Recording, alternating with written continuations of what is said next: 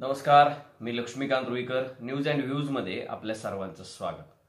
गेल्या 4-5 दिवसापासून म्हणा किंवा गेल्या 8-10 दिवसापासून म्हणा आम्ही सातत्यानं मिलिया आणि मिलियाच्या परिसरात, आवारात किंवा वर्गखोल्यांमध्ये जे काही सेक्स कांड झालेलं आहे त्याच्याबद्दल लिहितोय, बोलतोय आणि सत्य समोर आणण्याचा प्रयत्न करतोय. आता हे सत्य कटू असतं, त्यामुळं अनेकांना ते पचनी पडत नाहीये. संस्था चालकांना तर ते मान्यच होत नाहीये. ते मान्य करायचं की नाही हा त्यांचा भाग आहे, पण त्यामुळे सत्य लपून राहणार नाही आणि बदलणार देखील नाही. प्रश्न आम्ही आज जो आपल्यासमोर घेऊन आलोय तो असा आहे की एकीकडं या संस्था चालकांनी गेल्या वर्ष, 1.5 वर्ष, 2 वर्षापासून त्यांना माहीत असलेल्या गोष्टीकडे दुर्लक्ष केलं किंवा त्याच्यावर पांघरून घालण्याचा प्रयत्न केला. ज्यांनी म्हणून याच्या विरोधात आवाज उठवला किंवा त्यांच्याकडे तक्रार घेऊन गेले, व्हिडिओ दाखवले, त्यांना नोकरीत घेतलं गेलं, पैसे दिले गेले, लाखो रुपये त्यांच्यावर उधळले गेले, पण आमेर काझीवर मात्र कारवाई केली गेली नाही. आणि जेव्हा या बाबतीत काही स्थानिकचे पत्रकार असतील, काही साप्ताहिक असतील किंवा इतर मीडिया असेल, यांनी या बाबतीत आवाज उठवला, तेव्हा देखील संस्थेचं नाव बातमीत जोपर्यंत येत नाही तोपर्यंत कारवाई करायचीच नाही अशा पद्धतीनं संस्था चालक वागलेत. आणि जेव्हा न्यूज अँड व्ह्यूजने मिलियामध्ये हे सगळे कुटाणे सुरू आहेत, मिलियातला आमेर काझी हा सेक्स गुरु आहे हे उघड केलं, त्यानंतर मात्र त्या संस्था चालकांचा ही गोष्ट लक्षात आली. उनके इल्म में आने के बाद में उन्होंने कारवाई करने की कोशिश की, असं आमचे काही मित्र सांगतात. आता मी काही तेवढा पक्का उर्दू मला येत नाही, त्यामुळे मी काही सगळा एपिसोड उर्दूत करणार नाहीये, तुम्ही काळजी करू नका. पण आज ते काय सांगायले की जेव्हा आमच्या ही गोष्ट लक्षात आली तेव्हा आम्ही ही कारवाई केली, म्हणजे आम्ही तातडीनं कारवाई केली. अहो, तातडीनं म्हणजे त्याने तुमच्या सगळ्या कॉलेजचा, तुमच्या सगळ्या शाळेचा, तुमच्या सगळ्या इन्स्टिट्यूटचं वाटोळं केलं, त्यानंतर तुम्ही कारवाई करताय. इतके दिवस झोपला होतात का? आणि याला सर्वस्वी जबाबदार फक्त आणि फक्त प्रशासन, तिथले संस्था चालक आहेत, हे आम्ही ठासून आणि वारंवार त्यामुळंच सांगतोय.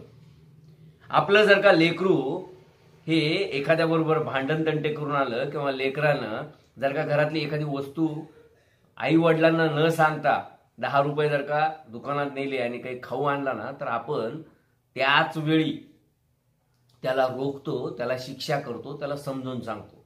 जर का ते रोखलं नाही ना तर पुन्हा तो मोठेपणी दरोडेखोर, चोर झाल्याशिवाय राहत नाही.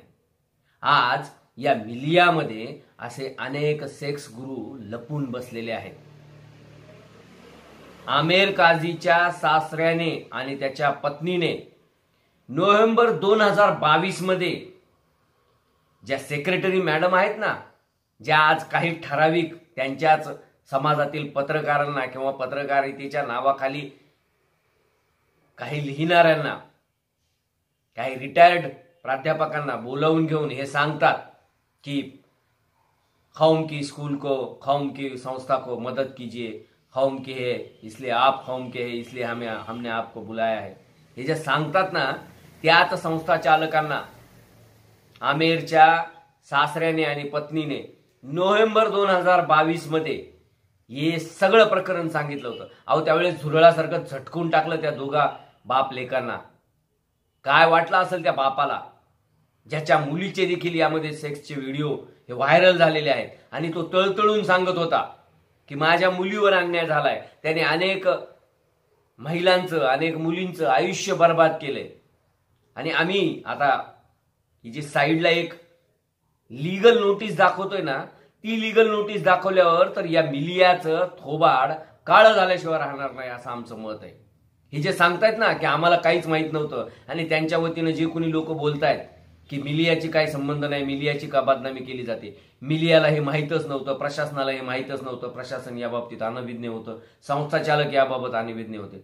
ही नोटीस जर का बारकाईनं वाचली तर या नोटीसमध्ये स्पष्टपणे म्हटलेलं आहे की तुमच्या शाळेमधील आमेर काझी नावाचा एक शिक्षक हा महिलांचं शोषण करतो, त्यांच्यासोबत सेक्स करतानाचे व्हिडिओ तयार करतो आणि तो व्हिडिओ व्हायरल करतो, तो महिलांना ब्लॅकमेल करतो. तुमच्या संस्थेतील 6 शिक्षिका यांचं त्यांनी शोषण केलंय.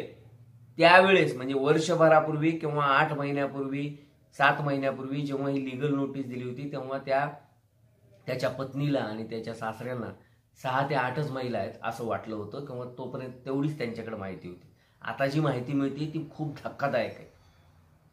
आणि मग जर का संस्था चालकांना वकिलामार्फत लीगल नोटीस पाठवली गेलेली आहे तर हे लोक डिनाय कसं करू शकतात की आम्हाला माहीतच नव्हतं. यांना त्याच्या पत्नीने स्वतः त्यांच्या घरी जाऊन ते व्हिडिओ दाखवले आणि त्यानंतर त्या सेक्रेटरी मॅडम ज्या आहेत ना त्यांचा थोडासा नूर बदलला. हाँ देखेंगे, हम जांच करेंगे, हम ऐसा करेंगे, हम वैसा करेंगे.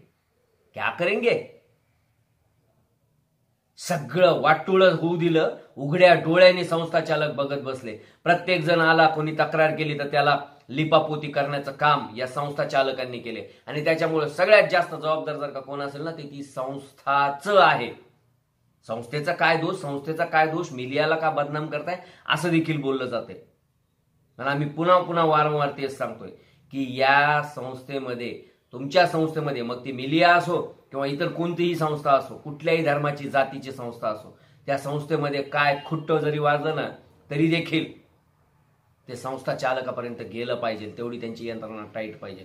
आज प्रत्येक शाळेमध्ये, प्रत्येक अगदी नवीन सुरू झालेल्या नर्सरीमध्ये सुद्धा विद्यार्थ्यांची काळजी, आपल्या स्टाफवर नियंत्रण आणि लक्ष ठेवण्यासाठी म्हणून सीसीटीव्ही लावले जातात. यांच्या एकाही वर्गखोलीमध्ये सीसीटीव्ही का नाहीये हा देखील एक प्रश्न आहे. आणि याची देखील शिक्षण विभागानं चौकशी करणं गरजेचं आहे. शिक्षण विभाग तर झोपलेलाच आहे.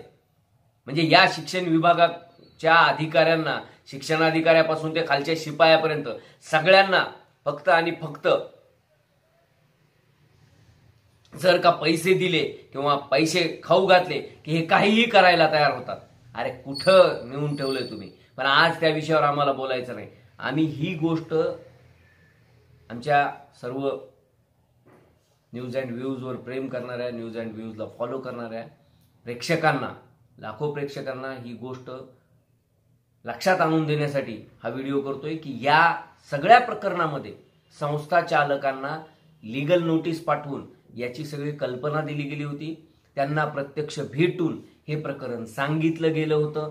त्यानंतर काही समाजातील समाजसेवक किंवा काही नेते, काही कार्यकर्ते यांना सोबत घेऊन बैठक देखील बसवली होती.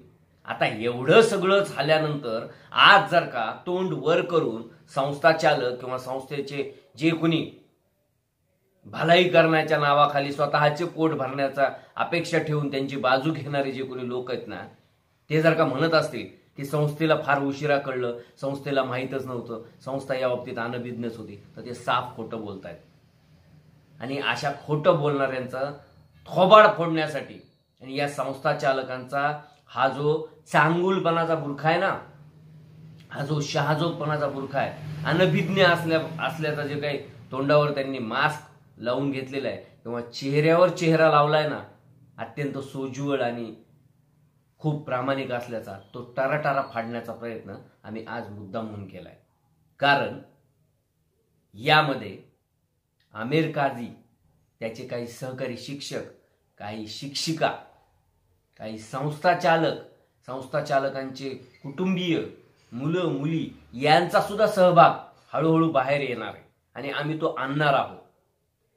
पण संस्था चालकांना थोडी जर का लाज असेल ना तर त्यांनी आता तरी खोटं बोलणं बंद करावं आणि त्यांच्यापर्यंत जे व्हिडिओ पोचवले गेले ना, ज्यांनी कुणी पोचवले असतील, त्या व्हिडिओमध्ये ज्या कोणी महिला त्या जर का तुमच्या कर्मचारी असतील, त्या जर का तुमच्या संस्थेशी संबंधित असतील तर स्वतःहून त्यांना काढून टाकण्याची कारवाई करा. अन्यथा पोलीस कारवाई किंवा शिक्षण विभागाकडून चौकशी किंवा जिल्हाधिकाऱ्यांकडून चौकशी किंवा गृह विभागाकडून चौकशी सुरू झाल्यानंतर तुम्ही जर का असं सांगताल की आम्हाला आत्ताच कळलं म्हणून आम्ही आता ही कारवाई करतोय, तर ते देखील तुम्ही पुन्हा तुमच्याच शब्दात अडकाल, हे लक्षात ठेवा. मिलियामध्ये जे काही कुटाणे आणि जे काही मिलियाची सेक्स मंडी झालेली आहे ना, त्याबद्दल आम्ही सातत्यानं बोलत राहणार आहोत, लिहित राहणार आहोत. आणि जोपर्यंत त्या पीडित महिलांना, त्या कुठल्या धर्माच्या जातीच्या आहेत आम्हाला त्याच्याशी काही देणं घेणं नाही, पण पत्रकारितेचा धर्म आहे की जिथं अन्याय होतो तिथं त्या अन्यायाला वाचा फोडणं आणि न्याय देणं. तो न्याय देण्यासाठी आम्ही शेवटपर्यंत हा मुद्दा लावून धरणार आहोत. आणि या प्रकरणामध्ये जोपर्यंत कारवाई होत नाही तोपर्यंत आमची ही मोहीम आम्ही कायम चालू ठेवणार आहोत. धन्यवाद.